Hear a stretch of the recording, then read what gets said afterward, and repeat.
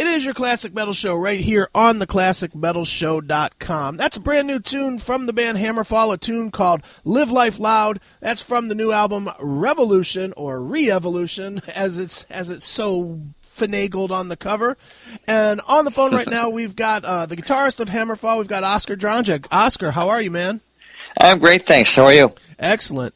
Well, Oscar, I got to tell you, right off the bat, the album itself is just one of the best, I think, in you guys' career. And I know there's a lot of people out there that are talking about it's a throwback and it's a call to the past and all that. I don't know that I'd necessarily go with that as much as it's just the most solid record you guys have written from start to finish. Well, I can't agree with you more. I think that's the way I look at it as well. It is not a throwback exclusively. It's not something completely new. It's just a Hammerfall album that we try always to make it as great as we can, and this time I think we succeeded pretty well. Sure. Now, like we just said, many people are calling it a comeback record. Why do you think that is? Do you think, and this is outside looking in, obviously, but do you think that the only reason they are calling it a comeback is because of the artwork? I think it certainly has a lot to do with it. I think the artwork and the fact that we're working with Fredrik Nordström again, those two things it certainly helps to influence people way before they even heard a note from or anything from the actual music on the album. That said, though, I think there's some valid points in that the album does have some kind of energy and hunger and attitude that we did have on the first album, but maybe we haven't been able to recreate since then. I think that's something you shouldn't count out as well. It's the intangibles, the ones that's hard to put a finger on. But I don't know. It's difficult for me to sit here and tell anybody what it is or what they should think it is. It's all up to the listener to make their own judgment about things. But I'm super happy with the album. That's I can tell you that much. Well, definitely. And now one of the things that, a lot of people had a lot of criticism for Infected, and a lot of it, and again, outside looking in, I'm a believer that they looked at the artwork instead of listened to it, because Infected itself had a lot of, if nothing else, it had a lot of cool guitar parts that were a little bit different than what you had been doing in the past, but not so different that it didn't turn you into an alternative band either. You know what I mean? Yeah, no, again, I couldn't agree with you more. I think Infected got unfair criticism for the most part. The fact that the album cover was very different, and in my opinion, it sucked. The black album cover for Infected is the worst thing I've ever seen. I'll give you that. I mean, that was terrible. And I also think we underestimated the value that people put on having Hector on the cover. I think that was probably not something we counted on this reaction. But on the other hand, I think that Infected, like you said, it's not that different.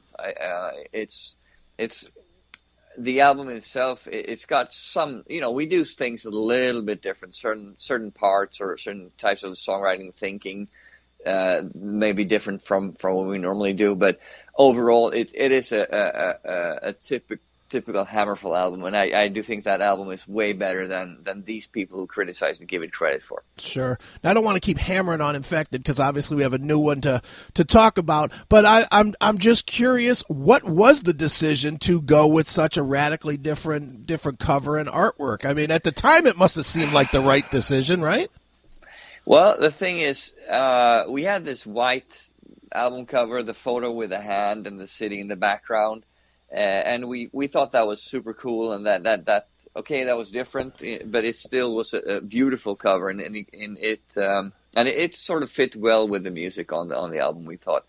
But Nuclear Blast didn't like this album cover; they wanted something different. So we sort of, also due to time constraints, there was some sort of compromise being made. So we wanted to have the white cover, they wanted to have something different. So we did the black thing as a sort of a compromise, as a slipcase to put the CD in. Okay. And compromise. That's why we never compromise with anything usually, because nobody ends up satisfied. No, Neutral Bus was not satisfied. We certainly weren't satisfied, and obviously the fans weren't satisfied Right. either. So I don't know. It was a lose-lose situation for everybody involved there. Sure. And I guess that was the biggest mistake we've done in a while, I think. Sure. Well, moving forward, you certainly haven't made a mistake with Revolution. The biggest thing that catches my ear from the very first time I listened to it is that the production is just gigantic. Once again, it's probably the biggest arena sounding record you guys have ever done. I'm going to think that has a lot to do with, again, working with Frederick and also bringing James Michael from 6 a.m. to work. I don't know if he worked hand in hand with Frederick or if he did some parts and Frederick did, or what. No, well, Fredrik Nordström was involved in the production of the album. He did the mixing, and he was like he recorded the drums with us, because that's his strong suit, and also setting the guitar sounds. But as far as the recording actually goes, that we did that ourselves. Pontus is great with this, and I've got some skills as that. So we learned to be able to record stuff on our own over the years. But Fredrik was invaluable in when it came to helping us get the guitar sounds and also obviously the mix. I mean, you can have a guy who mixes the album. He can't perform miracles, but he can do with a great basic sound. He can do a lot of great things, and so it's very, very important. And that was Fredrik's main job, even though he was the producer of the album, obviously, as well. But where James Michael came in, he was doing the vocals. He produced Infected, but we wanted to work with Fredrik again. But Joachim really wanted to have James Michael involved in the singing, because he feels really comfortable working with James and gets a great result working with him. So we did everything basically here in Gothenburg except for the vocals, where Joachim wanted to do with James. So James moved to LA now. So we did the vocals with James Michael for 2 weeks, I think. Okay. We spent there, and I guess as far as the overall production goes, that's obviously the result. What you're hearing, the mastering and the mixing, is the bombastic sounds as you describe it. This is the signum of Fredrik Nordström. I mean, he was the key to this for us, and I think what we wanted to have.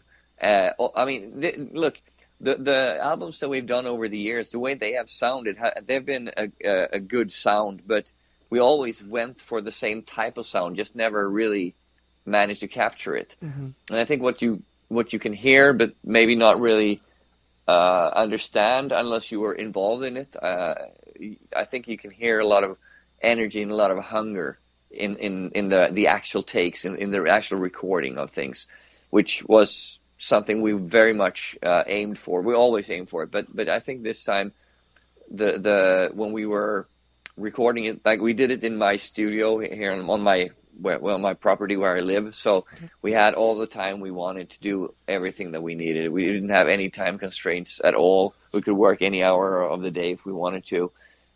There was really a very relaxed environment to work in.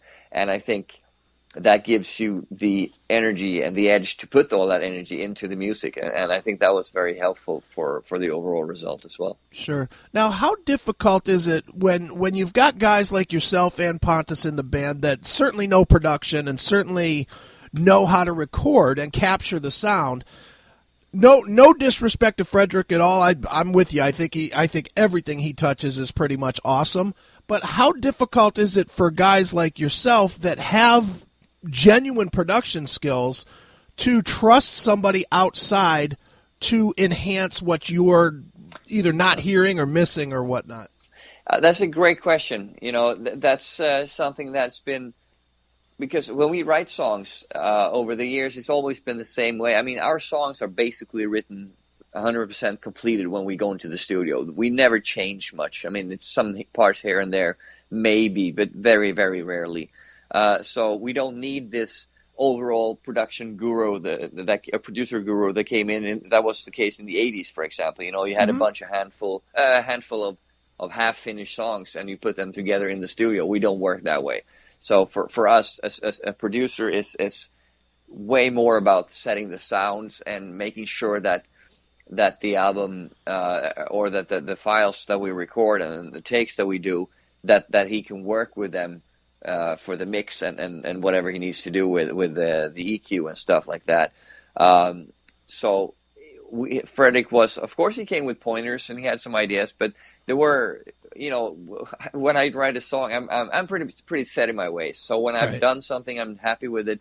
It takes a lot for me to change opinion regarding that. It needs to be very persuasive, and I also have to, the person who comes up with the change has to come up with something I didn't already think about, because I work on songs a lot at home, I try to make them as good as I can, which means that I go over a lot of the changes that you could possibly make and weigh them, weigh the benefits and the drawbacks or whatever I feel about them, and then settle on something. Once I settle on it, it's very difficult to make me change my mind, really.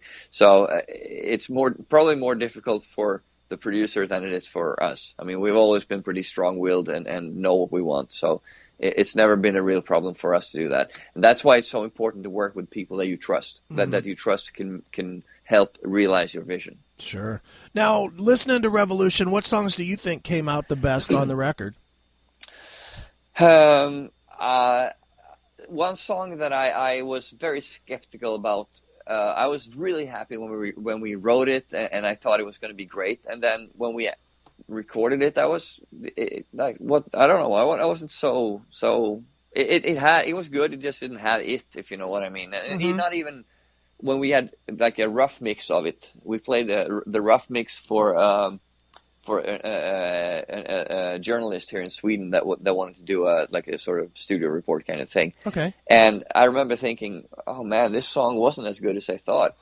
And then when everything came together and the mix was completely done, then I realized, oh yeah, this is exactly what I thought all along. It was just I just had a little bit of a dip in confidence, I guess, back there. And this is Hector's Hymn we're talking about now. Okay. I was surprised at that song, but I don't know. For me, I think one of the strongest songs that we've ever done is Bushido. When it's a quite typical Hammerfall song, which has a lot of the elements that I think a typical Hammerfall song has, but just turned out in a way that, because it is a pretty simple song songwriting wise, it does feature the chords for the chorus are the same chords as for the pre-chorus, and same for the solo and the lead stuff in the intro. So it's just it's just basic stuff, just produced and recorded in a different way, and that's why I'm so proud of it, because it turned out in a way that you can't really tell. You don't immediately hear, oh, okay, this is another part that sounds the same, because all the parts sound different. They're just based on the same thing. Just you don't really realize that at first. Mm-hmm. So Bushido for me is one of the strongest songs that we've ever done. Excellent. And yeah, I could actually almost name all of them. I'm so happy with all the songs on this album, and I don't think there's not even one song that I think is less or worse than any other. Sure. I'm very, very, very proud of all the stuff that we did. It really came together. Right, definitely. Now, I didn't get the chance to go, but I did have the chance to watch it on the website. I checked you guys out, your performance at Wacken a couple of months ago, whatever that was, 2 months ago. Yep. And it just seemed like you guys. I watched quite a few of the performances that day, not just you guys, but quite a few of them that played, and it really seemed like you guys captured that whole giant crowd. I mean, did it seem like that to you, or I've seen you guys play big festivals before, online. I've seen you play these big festivals, and I've never seen you guys totally grab a crowd like you did at that show. No, I mean, yeah, I can see where you're coming from, because that's a feeling I had as well. I didn't see any of the other live streams, but I was at the festival for 2 days, and I definitely felt what you're saying now. I felt that when we played, and I didn't feel that for all the other bands. But Of course, I'm biased, obviously, but it did feel like there were more people at our show than at most of the other shows, and we did play in the daylight, and I thought that at this hour maybe people would be interested, but the crazy thing was when I was standing on stage, if I looked straight out, I couldn't see ground anywhere. I mean, as far as my eye could see, there was just people Right. everywhere. So I do think we attracted one of the larger audiences on this festival. But it was a great feeling. I mean, we haven't played live. When we did that Wacken show, it was almost 2 years ago since the last show that we did with Hammerfall. Okay. And we haven't really done much between that. The album wasn't out by that point. It was still a month to go. So I guess people, were interested, and there was sort of an interest in seeing what Hammerfall is up to now, because we haven't been doing anything for a couple of years. And I hoped that's going to be the case, but you never know. You never know what kind of memory people have today. If people think that a clip that's 15 seconds is 10 seconds too long, if you want to watch it on Facebook or something, you never know what 2 years is going to do to them. But it really worked out, and it was one of the most exhilarating feelings I've ever had, I think. Very cool. Well, Oscar, what is the rest of this year, and I'm assuming at least half of 2015 hold for you guys? Well, I have just become a father for the first time. Wow, congrats! I'm going to be home for 2 months, more or less. Well, we didn't have any tours planned anyway, but this is what I'm going to do for 2 months, Okay. and then we do South America and Moscow, I think, and maybe Mexico as well before Christmas. And this is the next tour we do. This is going to be in the end of November, beginning of December. So up until that point, we just try to work on interviews and promotion and stuff like that, and then after New Year's, we do the European tour in January and February, and then this is all we have apart from some festivals next year. There will obviously be more territories covered in this, but we don't have anything planned or anything scheduled as far as those. Apart from those two. Excellent. Well, Oscar, before I let you go, I have to ask you what's known as the traditional classic metal show question. We ask everybody this. We get a very wide array of answers. I believe when we asked Joachim this, his answer was that there was no influence at all. But I'll ask you and see if you have a different answer. Okay. How has Lemmy from Motorhead influenced your career? Well, Joachim is not far off. I mean, musically, Motorhead has been a source of enjoyment for me for periods of my life at least, but it's never been one of those like Judas Priest emotions that I got from listening to it. Okay. But so Lemmy, I mean, he is an icon. It's difficult to you can't really dispute that, and he's going to go down in history as one of the most unique characters in all of metal. But as far as musically influence, Motorhead has not had a lot of influence on Hammerfall. I mean, they come from a totally different background. They come from the 60s and 70s and the punk rock stuff, and we're more traditional melodic metal kind of stuff. So, but in spirit, I do take a lot of things from Motorhead, and if nothing else, the indomitable will to succeed that Lemmy has, do his thing and fuck everybody else, and this is what I want to do, and let's see where it takes me. This spirit, this for me actually is the heavy metal spirit. So I think that Motorhead has some sort of influence as well in Hammerfall, even though it's not strictly musical. Sure, definitely.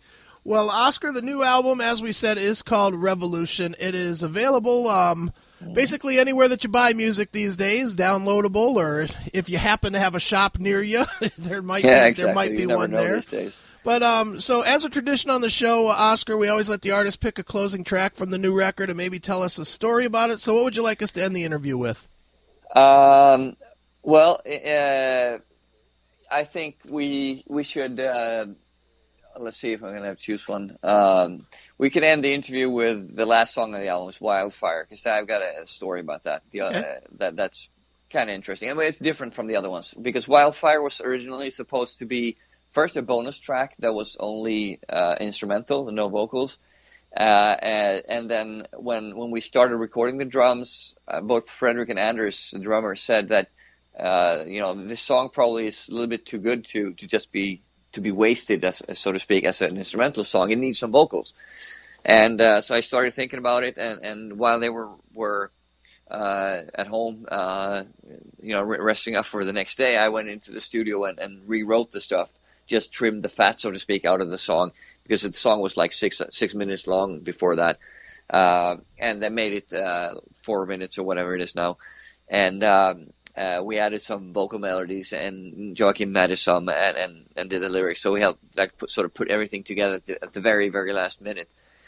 So originally, this song was not even going to be on the actual album, just a bonus track with an instrumental version. But as you know, I listened to people for once and let them come with some constructive criticism, which was a good idea, because I think that song turned out really well. A lot of people mention that song as one of their favorites on the album. Sure. Well, let's check it out right now. This is Wildfire. It's brand new Hammerfall right here on your Classic Metal Show.